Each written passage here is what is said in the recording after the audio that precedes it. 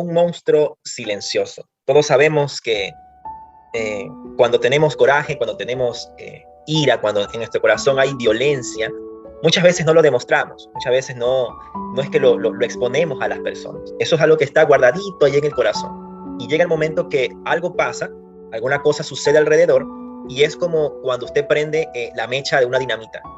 Está intacta la dinamita, pero cuando llega el fuego, ¡pum!, explota. Y eso justamente es lo que la palabra de Dios nos quiere enseñar esta noche, de no llegar a esos extremos de la explosión. Y sabemos que la ira es un monstruo silencioso, y yo le puse así, pero a la vez de ser un monstruo, es un espíritu. La ira es un espíritu que se apodera del hombre y lo ciega totalmente, y lo hace hacer y decir cosas que después la persona, cuando entra en raciocinio, se da cuenta y dice, wow, ¿qué hice? ¿Qué hice? Hay personas que por ira han matado, y cuando ya la persona está muerta y las manos están llenas de sangre, es que la persona dice, ¿qué hice? Porque justamente esto nos lleva a cegar el entendimiento. La ira nos cega el entendimiento, nos ciega el entendimiento. Vamos a ver la siguiente diapositiva, espérense un ratito. Sí. Efesios 4:26 me da un principio de lo que es la ira, de lo que es el enojo, y está justamente con la palabra airaos, que en otras versiones está como enojarse. Y Efesios 4:26 dice, airaos, pero no pequéis, no se ponga el sol sobre vuestro enojo. Ayer decía que cuando leemos la Biblia, a veces estos versículos, por ejemplo, usted lo está mirando ahí, tal vez ya los ha visto, ya los ha escuchado, es algo cliché, pero créame que la palabra tiene perlas, y esas perlas maravillosas están cuando usted detenidamente empieza a ver la coma, el punticoma, la separación, el contexto, el texto, y eso es bonito, eso es hermoso. Entonces, este versículo va a ser la base, porque dice acá, airaos, pero no pequéis, o sea, enójate, está bien, pero no llegues a pecar. Y aquí viene lo interesante, no llegar a hacer algo malo, de lo cual nos arrepintamos después. Y lamentablemente, las cifras demuestran, las estadísticas demuestran, que la mayoría de personas, cuando les llega el coraje a niveles extraordinarios, no saben lo que hacen. Y justamente llegan ¿a qué? A cometer pecado, llegan a errar al blanco, llegan a apartarse de la presencia de Dios, llegan a esconderse de la presencia de Dios. Y acá dice, no se ponga el sol sobre vuestro enojo. ¿Qué significa? Que no debemos esperar tanto tiempo para pedir perdón. Algo que tenemos junto a mi esposa, y es una buena costumbre, es un buen hábito, es que cuando, por ejemplo, somos seres humanos y por ende, cuando recién empezamos nuestra relación, hace ya 10 años atrás, cambiamos ciertos parámetros, ciertas palabras. Por ejemplo, nosotros no decimos peleamos, porque pelear es puño. Entonces, mucha gente dice, no, es que yo me peleé con mi papá, me peleé con mi mamá, estoy peleado con mi novio, estoy peleado con... No. Cuando utilizamos la palabra pelear, estás diciendo que te fuiste a puño con la persona. Entonces, cuando tú cambias el contexto de la palabra, cambias también la magnitud del problema. Entonces, con mi esposa decidimos discutir.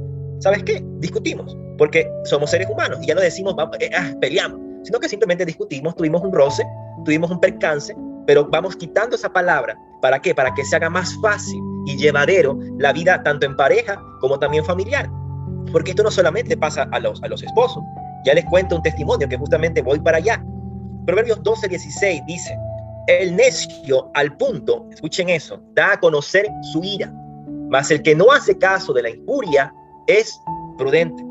Yo quiero que en su mente subraye la palabra prudente, porque la prudencia es la que va a refrenar la ira, el enojo, la contienda, es la prudencia. Y acá me dice, el necio al punto. ¿Qué significa el necio al punto? O sea, la persona inestable emocionalmente al punto. O sea, hay un lugar específico, un ambiente específico donde llega a explotar. Y lamentablemente es así.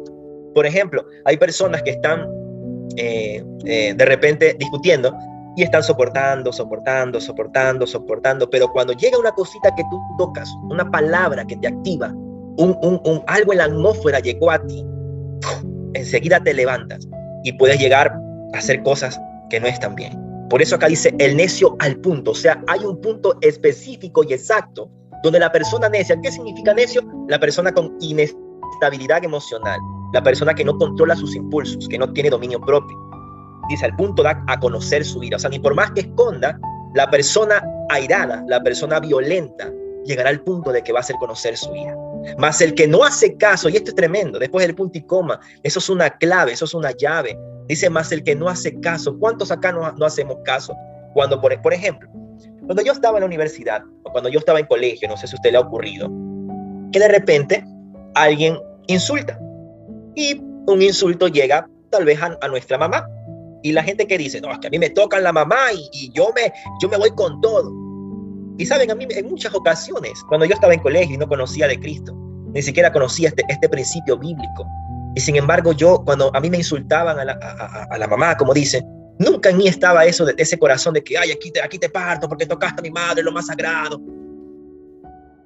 Y aquí después, ya de tantos años después, cuando ya llego a la palabra, a entenderla, entiendo esta clave que está aquí. Mas el que no hace caso de la injuria es prudente. ¿Y saben algo? El prudente se ahorra problemas. El prudente se ahorra los ojos verdes. El prudente se ahorra de que le saquen un diente. El prudente es sabio. Proverbios 29:11. El necio da rienda suelta a toda su ira. Usted ha visto, ¿no? Yo sé que usted tal vez por videos por Facebook, por videos en YouTube, por los memes, por esos videos chistosos, yo sé que usted ha visto de repente estas cosas. Cuando una persona está enojada y se dice todo el abecedario completo, al derecho, al revés, y le salen moscas, sapo, cucaracha de la boca. Yo sé que usted ha visto. Y este es el principio. Proverbios 29:11. El necio da rienda suelta a toda su ira. Cuando dice toda, quiere decir que no se guarda absolutamente nada. Y es ahí donde daña. Y sabes algo, la persona que es airada, primero daña su corazón. Primero daña su corazón. Y cuando daña el corazón de él mismo, daña a las demás personas. Y dice acá, mas el sabio al fin la sosiega. ¿Qué significa la sosiega? La apaga. Eso quiere decir que el sabio, cuando ve una llama encendida, ¿qué hace? Coge agua y la apaga. No está ahí ahondando en la cuestión, no está ahí dando, no. El sabio, el prudente, cuando ve una llama encendida, cuando ve a alguien enojado, cuando ve a alguien airado, cuando ve un problema, lo que hace es que sosiega eso, o sea, apaga esa llama. Y la Biblia dice en Mateo 5:8, en todas las bienaventuranzas de Mateo, la Biblia dice ahí en Mateo 5, que el Señor, que serán llamados hijos de Dios, ¿quiénes? Los pacificadores. ¿Usted es pacificador? Usted es llamado un hijo de Dios. ¿Sabes qué significa eso? De que cuando hay un problema y tú aplacas el problema con sabiduría, sin avivar, sin meter más cosas, te van a decir, wow, ese chico, esa chica tiene algo especial. Mírala cómo habla, qué denuedo, cómo paró esta pelea, cómo paró esta discusión, wow. Por eso dice en Mateo 5 que los pacificadores seremos llamados hijos de Dios. Amén. Y por acá dice, Proverbios 14:29, el impaciente. ¿Cuántos acá somos impacientes? ¿Sabe algo? Yo creo que Dios le da a cada uno, como dice la palabra, conforme a sus riquezas en gloria. Y hay gente que es muy paciente, pero hay gente que no. Gente que usted le dice, espérame 5 minutos, te esperan 3 y se van. Y después están que te escriben, yo te estuve esperando y no llegaste. Yo, espérame. Paciencia. Y a veces esa misma falta de paciencia es la que tenemos para esperar la venida de Cristo. Y por eso muchas personas se apartan, muchas personas se alejan, porque le han dicho, ¿desde hace cuánto tiempo se ha venido diciendo, Cristo viene, Cristo viene, Cristo viene? Gigi Ávila pregonaba en los 70, 80, 90. Gigi Ávila pregonaba, Cristo viene. Y hoy esa generación de jóvenes que escuchó Cristo viene, muchos de ellos tal vez ya no están en el Evangelio, porque se cansaron de tanto Cristo viene, y como no llega, impaciente. Dice acá, el que tarda en airarse es grande de entendimiento. Mira esto, increíble. Mas el que es impaciente de espíritu enaltece la necedad. Por eso le decía que la ira es un espíritu. Y acá dice, el que tarda en airarse es grande en entendimiento. ¿Sabe qué significa eso? Que es una persona muy sabia. Muy sabia. Y hay gente, yo he podido toparme. Hace tiempo conocimos una persona, un pastor llamado Félix. Y él es militar. Él es militar, tantos años en la milicia. Él conoció a Cristo dentro de la milicia. Y sinceramente para mí, ese varón es un ejemplo de paciencia, de prudencia, de estabilidad emocional. Y siendo militar, usted sabe que los militares son, pero no, es un amor verlo predicar, andar con la familia. Y le digo porque nosotros lo conocimos muy íntimamente. Yo digo, wow, Son cosas que uno tiene que en cierta manera imitar. La Biblia dice que Pablo dijo, sean imitadores de mí como yo soy de Cristo. Hay cosas que podemos imitar, cosas buenas. Amén. Vamos a la siguiente diapositiva. El enojo o la ira demuestra que estás enfocado en tu ego. El enojo es normal. La ira es el pecado. El enojo es la puerta hacia otros pecados o hacia otras cosas indebidas. Como le decía al principio, ¿cuánta gente por enojarse le pegó mal a su hijo y lo mató? Noticias se ve. ¿Cuánta gente por enojarse en una calle de repente se enoja con el policía no controló su temperamento, su carácter, sacó una pistola y trulum? ¿Por qué? Porque no somos sabios, no somos prudentes, no somos pacientes. Santiago 1:20. La ira del hombre no obra la justicia de Dios. ¿Qué quiere decir no obra? Se quiere decir que son dos cosas totalmente contrarias. Es como el agua y el aceite, como el ánodo y el cátodo, como positivo y negativo. O sea, la ira del hombre no se lleva con la gloria, con la presencia, con la obra que Dios hace en nuestra vida. Son dos cosas totalmente diferentes. Mira que dice Eclesiastés 7:9. Y mira que dice aquí, no te apresures en tu espíritu. Cuando está la palabra espíritu con E minúscula, habla del espíritu del hombre. O sea, el espíritu que reposa en nosotros, que con la respiración se sustenta. Es el soplo de vida que el Señor colocó en nosotros. Ese soplo de vida cuando nos creó, el Señor dice que sopló dentro de Adán para que él cobrara vida. Ese soplo de vida se le conoce como espíritu, pero con E minúscula. Y aquí me dice, no te apresures en tu espíritu. ¿Por qué? Porque la ira, esta ira que nosotros tenemos, no le pertenece a Dios. Yo quiero que aquí hagamos un paréntesis rapidito para explicarle algo. ¿Por qué? Porque la palabra de Dios dice que Dios también se aira. Dios también, cuando Él se enoja, también se aira. Y es más, en el Antiguo Testamento vemos a un Dios muy airado por su pueblo. Pero la ira de Él es santa. ¿Qué quiere significar esto? Que la ira de Él va con un propósito de corrección, va con un propósito de redarguir, de corregir al hombre para enderezarlo. Pero nuestra ira no. Nuestra ira va al golpe, nuestra ira va al insulto, nuestra ira va a levantar la mano a nuestros seres queridos. Y de verdad yo doy gracias a Dios que en estos ya 10 años con mi esposa jamás le he levantado la mano. Y eso es algo que siempre nos lleva a tener esa armonía, porque no hay necesidad. Pero cuando vienen parejas y dicen, sí, es que él me pegó, de verdad que produce tristeza. Produce tristeza. Porque son dos personas que se aman y haciéndose daño. Quiero terminar con un testimonio rapidito. Porque esto no solamente, como les dije al principio, pasa en parejas o pasa tal vez entre hermanos. Hay hermanos que de repente se tienen enojo, se tienen coraje. No pasa solamente en cuestiones así. Hace unos días atrás llegó una persona acá y me dice, Arturo, estoy sintiendo en mi corazón un odio hacia mi mamá. Y yo, ¿cómo así? Y me comenzó a contar cosas de que él jamás, cuando la mamá le ha hecho algo o él ha levantado la voz, jamás ha pedido perdón. Jamás. Solamente lo que ha hecho es simplemente hacer como que nada pasa y continuar su día a día. Y cuando no pedimos perdón, le dije a él esa noche, y lo digo acá para que ustedes también aprendan, todos aprendamos, hasta yo mismo, cuando no pedimos perdón, la ira se va acumulando. Ese enojo se va acumulando. La Biblia lo llama pecado sobre pecado.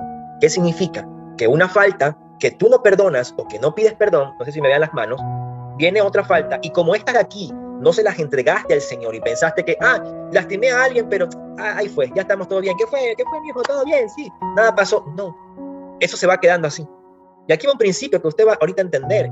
Si acá hay parejas, si acá hay, yo sé que están los que viven todavía con su mamá, los jóvenes que están acá, vamos a entender este principio. Pecado sobre pecado significa que como usted con estos dos de acá, usted no se acercó a pedir perdón, tanto a la persona como a Dios, viene después otra cosa y ¡pum!, se coloca encima. Ya van 3. Y después usted hace otra cosa y ¡pum!, se coloca encima, ya van 4. Y así sucesivamente. Usted va acumulando, como dice la Biblia, pecado sobre pecado. O sea, maldad sobre maldad, se va alejando de la presencia de Dios.